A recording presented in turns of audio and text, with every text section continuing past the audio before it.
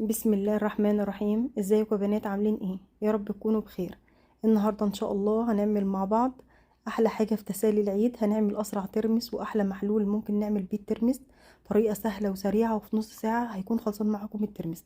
طبعا احنا عارفين العيد ما يحلاش غير بتسالي العيد.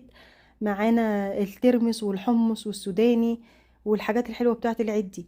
كل سنه وانتم طيبين. هنبدا نجهز الترمس بتاعنا. معايا هنا نص كيلو من الترمس. تقدروا طبعا بتستخدموا الكميه اللي انتوا عايزينها، نص كيلو، كيلو براحتكم.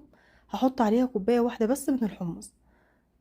عايزين تعملوا الترمس بس لوحده براحتكم. انا حطيت هنا ترمس وحمص واستخدمت هي كوبايه واحده بس من الحمص. قلبتهم كده مع بعض. هحط عليهم بقى ميه وهسيبهم منقوعين تقريبا 12 ساعه. انا سبتهم منقوعين في الميه دي من بالليل لحد تاني يوم الصبح.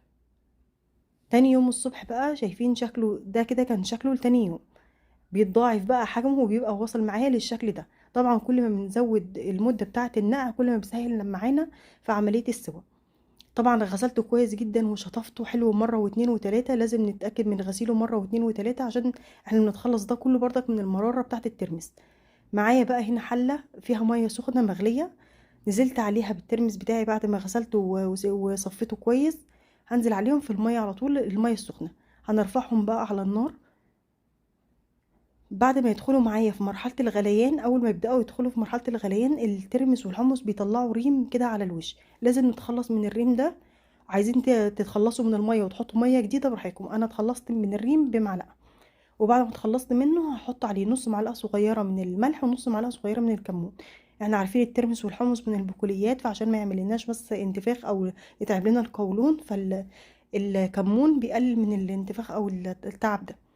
خلاص هنا بقى كده كان استوى معايا. الاول انا سبته بقى يبرد خالص براحته، وبعد ما برد غسلته مره واتنين وتلاته. لازم يا بنات نفضل نغسل فيه كتير عشان ما يبقاش فيه مراره. وخلاص كان استوى بقى معايا. سبته بيصفي ميته خالص على ما اجهز المحلول الملح بتاعي. معايا هنا لتر من الميه. هحط عليهم معلقتين كبار من الملح ونص معلقه من البابريكا ونص معلقه من الكمون. وحطيت كمان نص معلقه صغيره من الشطه، والشطه هنا اختياري. عايزين تحطوها براحتكم، عايزين تستغنوا عنها برضه براحتكم. انا مزودتش فيها، انا حطيت نص معلقه صغيره خالص منها. خلاص هنا كده بقى المحلول بتاعي كان جاهز. وحطيت الترمس والحمص بتاعي في البرطمانات بتاعتي. طبعا برطمانات بقى علبه نظيفه. طبق اللي يريحكم. هنحط بقى المحلول الملح كده كله على الترمس. يا دوبك المحلول كده هيغطي الترمس بتاعي. وهحط معاه كمان شرايح من الليمون.